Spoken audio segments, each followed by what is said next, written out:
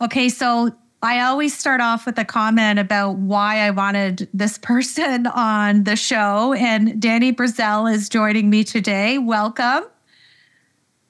Thanks for having me, Deb. I appreciate it. Oh my gosh, so humbling to have you. And you are a thought out speaker and trainer and coach. And we're going to let you tell the listeners, but I think we're going to have a lot of fun because you're coined as the Ph.D. of being Jim Carrey. And I couldn't go through a day of my life without a little bit of candor, a little bit of humor, especially in today's business climate. So I'm really, really excited to interview you and tell our listeners a little bit about you and the phenomenal career that you've had to date. Thank you for that, Deb. Thank you for spreading joy in the world. We need a lot more of you.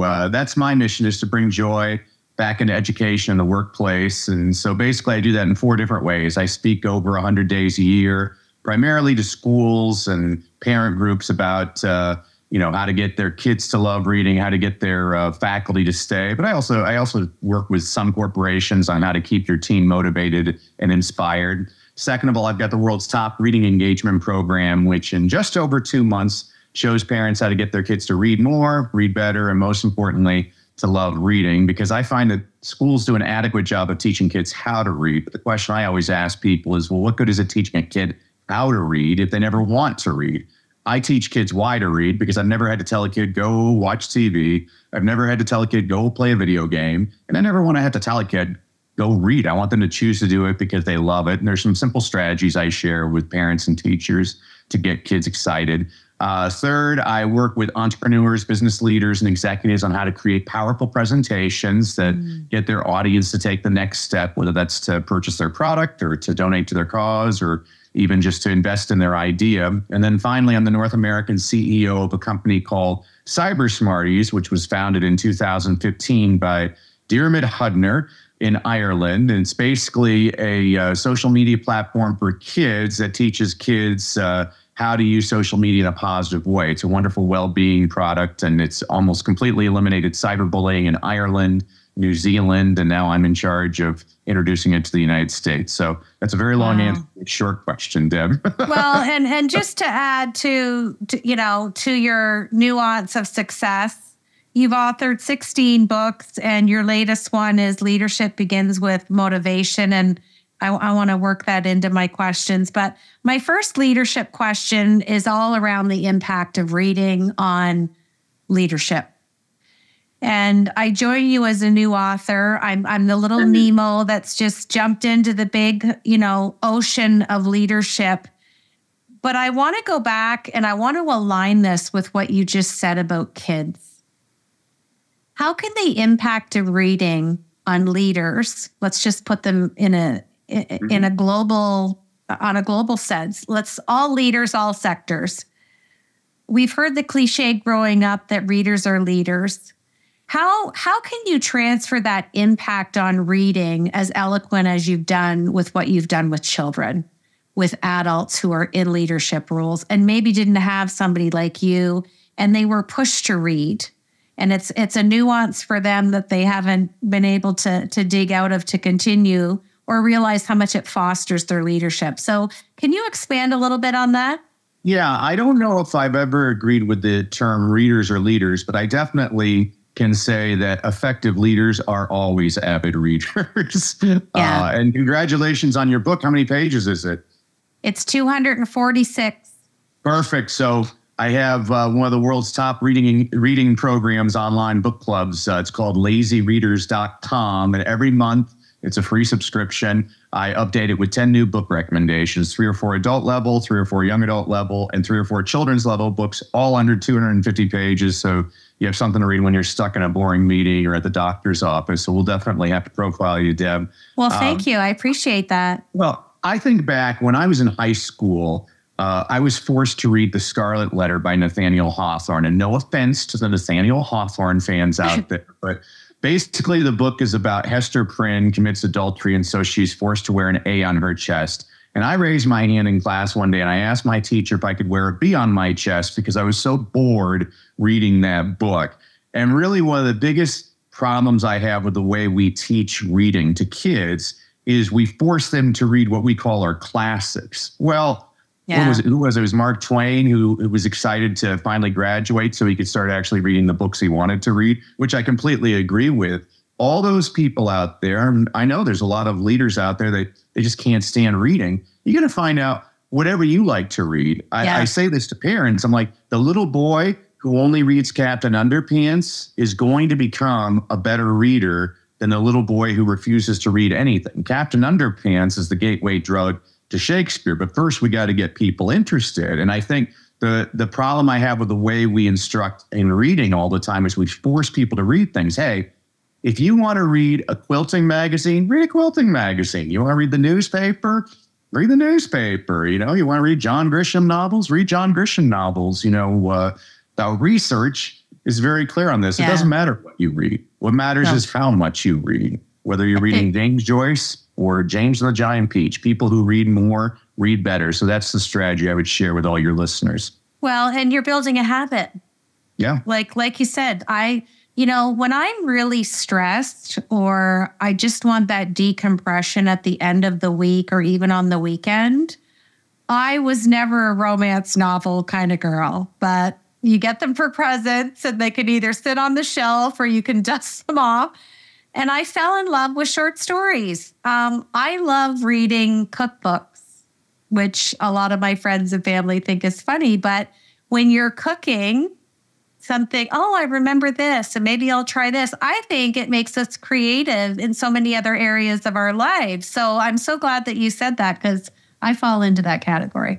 Well, and cookbooks are great. I mean, I love cookbooks. At one point, I had a lot of readers asking me for cookbook recommendations. So that meant I had to read a bunch of cookbooks. And I mean, I read Paula Dean's fascinating. Oh, I love her. I absolutely to die for. I love Julia Child. Anthony Bourdain cracks me up. Yeah. So I actually I read a whole, who's the guy? Danny Meyer, reading his biography about, he's the guy that created Shake Shack, but he has some of the most elite restaurants in New York City. I just enjoyed that. That's right, and that's great. And don't be ashamed of the romance too. 40% of book sales in America are romances, so somebody is reading those. You know, it's the alignment of, you know, the characters and the nuances of the story and all the different things that happen. And it's the joy of anchoring to a moment with yourself and falling into a story. Well said. Love it. Like that to me is, I'm a big reader. Mm-hmm. Okay, the second question has permanent residency on the show. And I've asked over 260 leaders this question, and I'm very excited to ask you, what imperfections does Danny bring to his heart-centered leadership? Well, that's great. I love that question, Deb. It's actually the first thing I always train people when they're speaking. I mean, I do work with some of the biggest speakers in the world, but generally I work with entrepreneurs, executives that they know that speaking will help them increase their performance, improve their sales, things like that. And the first suggestion I always share with people is, well, don't share your successes, share your failures. Because not everybody in your audience has succeeded, but they've all failed. And the more you are able to show your own vulnerability, as Brene Brown really talks about very well in some of her talks, people are going to love you because they're going to realize, oh, this is a person just like me. This isn't political, but I always use the example of President Reagan. President Reagan was a millionaire actor who had a mansion in Bel Air, but he was able to connect with audiences so that GM plant workers in Detroit thought that they could share a beer with him. That's power. And the reason they were able to do that is he made fun of himself, which is great. That to me, that's true. I don't like people that use humor to put other people down. I like people that make fun of themselves. So that to me is the key in any great leader is to every time you're pointing a finger, you got three other fingers and a thumb pointing right back at you. So it's you make me think of a story. I used to be a neurotrauma case manager, and I had quite a diversified, eclectic group of people. I did adults and children. And I remember at one point, I had a Japanese university professor here in Canada on sabbatical, and he was in a car accident and sustained a brain injury. So from a social economic and psychosocial profile, he was kind of way up there. And then I had like a badass biker dude that was in a biker gang, and he was driving down the road, and an elderly woman was backing out of her driveway, and she had a seizure, and she hit him, and he hit a tree, and he lost his arm. And so where I'm going with this is, you've just made such a great point. It didn't matter where they were on the social, economic, or psychosocial. So when I went to see the biker guy, I didn't show up in a suit with my briefcase. I went in my jeans and my jean jacket and a clipboard, and we sat in the garage because that's his comfort. When I went to see the university professor, I was in my suit, I had my briefcase, but I was the same person. So this is where my heart-centered leadership and imperfection, which I love talking about, shows up for us, because it's like when the CEO stops to talk to the janitor. Absolutely. We can't. You're following the platinum rule, not the golden rule. The golden rule states, do unto others as they do unto you, and that's incorrect. The platinum rule is, do unto others as they want done unto them. Absolutely. I mean, I love football. It's a real reward to me. My wife, trust me, if I want her to come to a football game with me, it is not a reward to her. She's not interested in it. Find out what she's interested in. Very well said. Very well said. All right. I digress, but it was such a good connection. Right. Third question. This sounds like such an easy question, but I know it's not. And it's why I want to ask it to you, given the work that you're doing globally. And again, the diversity in the people that you're working with. For our listeners, how can we all become a more effective communicator, especially in today's world of upset and uncertainty in the business climate? Yeah, that's a great question, Deb. I think begin with listening to podcasts. Stop watching the news. I can already tell you what's on the news tonight. The world's coming to an end, and whoever your leader is doing a bad job. It's been the same negative news for 100 years. We need to start listening to one another a lot more. I think this is another global pandemic, as people just decided that they don't need manners, and they're entitled to be however they want. And I try to work with humility, and I try to be a constant learner. Among my many positions, I'm a visiting distinguished professor at the American University in Cairo. Say that 5 times fast. And every time I'm in Egypt, I like to go visit surrounding schools. Well, one year I went to a Muslim school, and I was kind of intimidated. I didn't know what to expect. And at 2 o'clock in the afternoon, I had 400 parents show up. 400 parents. It was amazing, unbelievable. All the guys had the long beards. All the women were in burqas. I thought, uh-oh, this is going to be horrible. And we were talking like you and I are talking right now. And I said, shame on me. Yeah. And I began my presentation. I was teaching them how to get their kids reading. And I said, well, I was reading this great book. Have any of you ever read the Quran? And they all started laughing. I'm like, oh, well, then you know the story when the angel Gabriel appears in the cave to Muhammad. What's the first thing he says to Muhammad? Because the first pillar of Islam is to read. And so I looked at the parents. I said, so not only should we get your kids reading, it's actually written in your most sacred document that it's your responsibility to get your kids reading. Deb, I had 400 parents nodding their heads, and I'm like, holy cow, who would have thought that the Christian dude's favorite audiences are Muslims? They were in on it, and it's wonderful. And that's just I share that anecdote just because I had all these preconceptions, and they were shattered once I actually got in the trenches. And, it's in America, everybody likes to freak out. Oh, it's very dangerous around the world. It always makes me laugh. When I used to teach English as a second language to engineering students at the University of Southern California. And I constantly would ask them, well, what's the most dangerous experience you've ever been in? And I had these 2 guys, and they're like, well, one time we took a public bus in Los Angeles. I'm like, holy cow. They had been to like war-torn regions, but they feared America because it's always portrayed as everybody has a gun. And why wouldn't you think that? Yeah, the perception, right? Yeah. And Americans do the same. We're all like that. But, even when I was backpacking Europe with my wife, we had an apartment in Prague.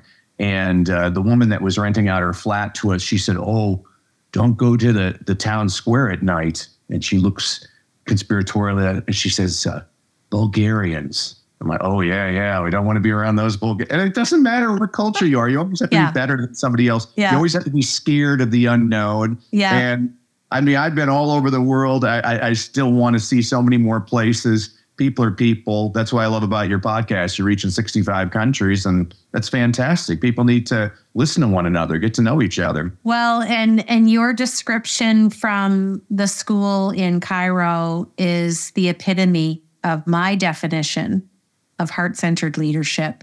You chose to honor your connection with those people.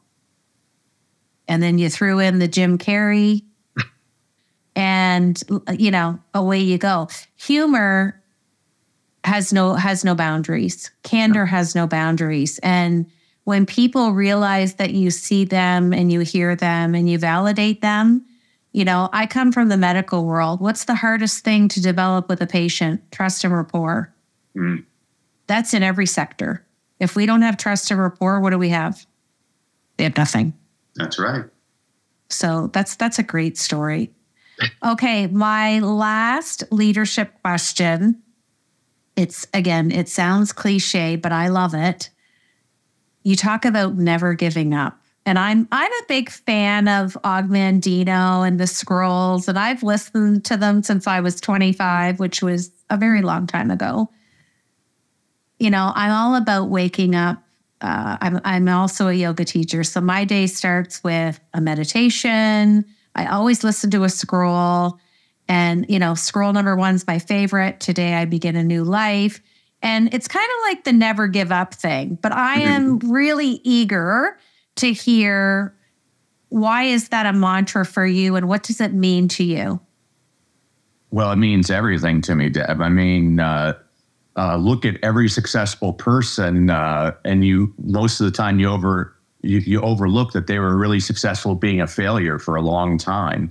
I look at, like, if you're looking at entertainment, I was just commenting the other day, Bryan Cranston spent 20, 30 years in acting in obscure roles, and then all of a sudden he does Breaking Bad, which is this transformative. Great show. Love him. Unbelievable show. And because of that, he's won so many awards. Now he's been nominated for Academy Awards. He's doing films. But he didn't make it until he didn't so-called make it until he was in his 50s. I mean, gosh, here I am. I love authors.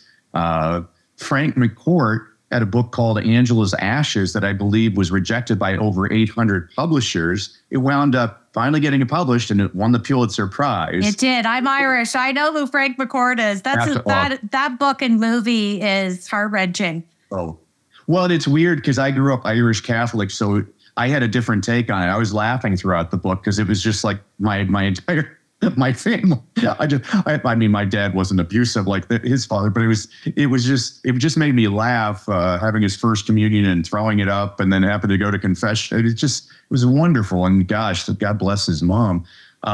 You look at J.K. Rowling was rejected so many times. I mean, Theodore Geisel had his first book rejected by 28 publishers. The 29th was smart because it was called And to Think That I Saw It on Mulberry Street. He changed his name to Dr. Seuss, and he was a publishing phenomena. You showing me somebody that's a success, and they went through Tiger Woods. I'm a huge golf fan, and people look at all the tournaments he's won. They don't look at the fact that he was always on the golf course before everybody else, and he was always the last one to leave the golf. He put his time in. Yeah. And this is something you and I appreciate. He has a mental health coach. He has a putting coach. He has a driving coach. I mean, maybe he needed a relationship coach, but he understood that if you want to get better, you get a coach there to take you the other way. I mean, my wife, our toilet broke about 3 weeks ago, and my wife asked me to fix it.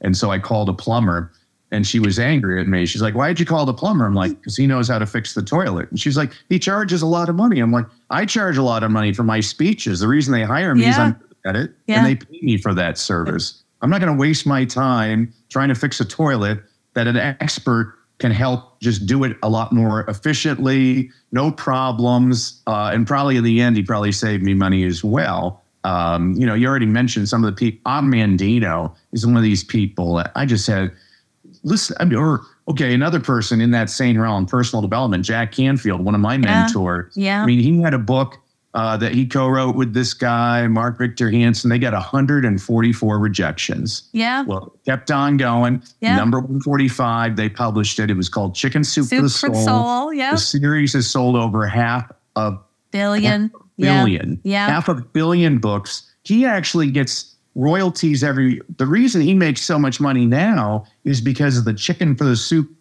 Soup for the Soul dog food. He gets like a royalty for I have no idea, but a lot of money. I mean, Chicken Soup diversified to a lot of different places and spaces. And you know what? Good for them. Absolutely. I like that you just said that too, Deb, is jealousy is just the most unattractive thing in the world to me. It is. And it's right up there with comparison. We're all on our own journey. So I normally don't talk about this, but I will because it's in the sphere of our conversation. The imposter syndrome that I had a week before I was submitting my manuscript, I remember my revisional editor looking at me, and we're just like this on Zoom. And I said, Whitney, I think I'm just going to shelf it. And I had tears like kids, like bouncing off my cheeks. And she let me go. I probably went for 5 minutes. And then she said, this book is going to heal the world. So she goes, get a tissue and I need you to turn to page whatever. And we need to rework this one paragraph. She just totally redirected. And then she said, I've been waiting 4 weeks for you to show up here. And she's like, you're right where I wanted. And she's written 8 or 9 books. And she said, it's time. And the scary part wasn't writing the book. The scary part was the initial book being put out so people could see your thought leadership. That is scary. And now, my goal for my book was if it has a small little ripple effect to heal the world, that's my intent. It's not a typical leadership book because I believe, and this is how it's been described, it's my life journey. So it's 1/3 memoir. It's 1/3 what you'd see in a leadership book. It's got the research, all the sightings, all the great case studies, and then all my own original work around heart-centered leadership and my own model. People like it because I share my vulnerability and show all the curves, all the U-turns, all the full stops, and then never giving up and going, okay, today I begin a new life. I'm going to go this way, and this is what I'm going to do. And I think a lot of people think it, and I think we need to share it more because when we share the failures and the imperfections, which is why I created this show, that's what really allows us to lock arms and go, wow, you too?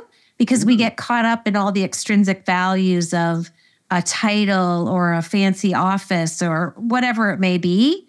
At the end of the day, we're all just people. My Irish Nana used to say, we all get up in the morning and put our pants on the same way.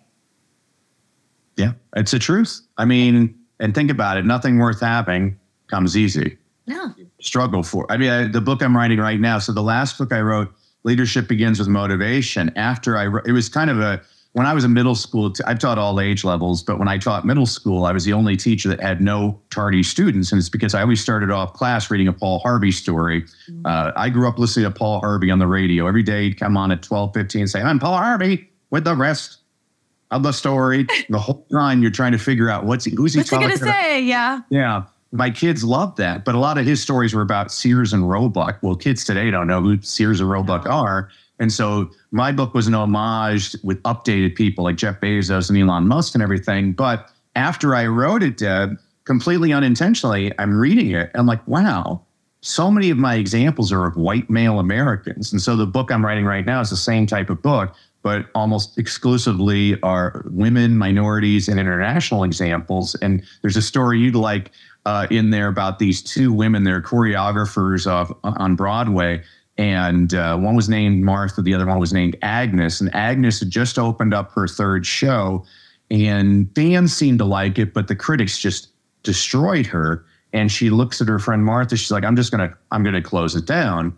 And Martha served the role of your editor, said, hey, no, it's not your job to critique your own work. And it's not, you shouldn't listen to anybody else critique your own work. You have to understand there's only one you. There's never going to be another you, and there hasn't been one like you before. And if you close this down, you are denying the world this play. And so Martha, it turned out, was Martha Graham. She's the mother of modern dance. She won Kennedy Center honors, Presidential Medal of Freedom, everything. Agnes was Agnes DeMille. She won the same honors, and she became the very first woman to have 3 concurrent hit musicals on Broadway. Wow. And that play that she decided not to close down, she agreed with the producers just to rename it Oklahoma. Oh my gosh, what a story. God bless Agnes. Yeah. All right, I'm going to pivot to my Fab 4. These are just 4 rapid questions just to see what's on the top of that brilliant reading mind of yours. Right. Name a word or a phrase that shows up in your leadership daily. Simplify. Name a book. This will be fun. Anytime that you've read in your life. What's the name of the book? Who's the author? And why was it so impactful? Well, I could get a lot of different books, but I like to throw people off because one of my favorite things is to get people reading children's books. And so I'd say Where the Wild Things Are by Marie Sendak. I was a curious, mischievous little boy, and it brings a smile to my face. Anytime I've ever read it, it brings a smile. It just shows me the power of creativity and how to overcome your environment. I love that. Okay, let me give you context for the third question. I'm granting you a wish, and you get to have dinner with any leader of your choice. This leader may be living or they may have passed away. Who are you having dinner with, and what is the dinner conversation? This is going to sound pathetic. I was asked something similar a couple of days ago. I'm going to choose a living person because they said it had to be a living, and so I already have the answer. It sounds bizarre. It would be Steven Spielberg. He just fascinates me. He's done so much. He's never let anybody put him in a box, and he went for it. It's just an incredible role model to me. And he's also done so much good with the power that he's attained. Absolutely. He's actually been brought up on the show before. He's definitely admirable for sure. Okay, before I have you finish the last question, I just want to say I knew this was going to be a great conversation. You're one of those people that you get on a Zoom call and you're like, okay, let's just forget the rest of the day. Okay, let's talk about this and let's go here and there. So happy we've connected, and I look forward to our next conversation. And congrats on your book. And we're going to put all the info below in the podcast episode description. Well, and I did want to offer as a thank you to you, Deb, and to your audience for bearing with me. I wanted to give everybody a couple of freebies. So if you go to freegiftfromdanny.com, again, freegiftfromdanny.com, okay. I'm going to give everybody a complimentary e-copy of my book, Read, Lead, and Succeed. This is a book I wrote for a school principal who was trying to keep his faculty and staff positively engaged. So I said, okay, I'll write you a book. So every week I give you a concept, an inspirational quote, an inspirational story, a book recommendation on a book you should read, but you're probably too lazy because you're an adult. So I also give you a children's picture book recommendation. You can read that in 5 minutes. It'll bring a smile to your face, demonstrates the same concept. I'm also going to give you access to a 5-day reading challenge I did online last summer for about 700 parents around the world, where every day for an hour, I share all kinds of strategies on how you can get your kid to read more, read better, most importantly, to love reading. And that's at freegiftfromdanny.com. And I'm so grateful for this opportunity, Deb, and I'm so excited to be able to read your book. Well, I'm going to get your address when we get off recording, and I'm going to send you a copy of my book for being on my show and for being heart-centered. So close out the show by finishing this sentence for me. Heart-centered leadership is? Essential.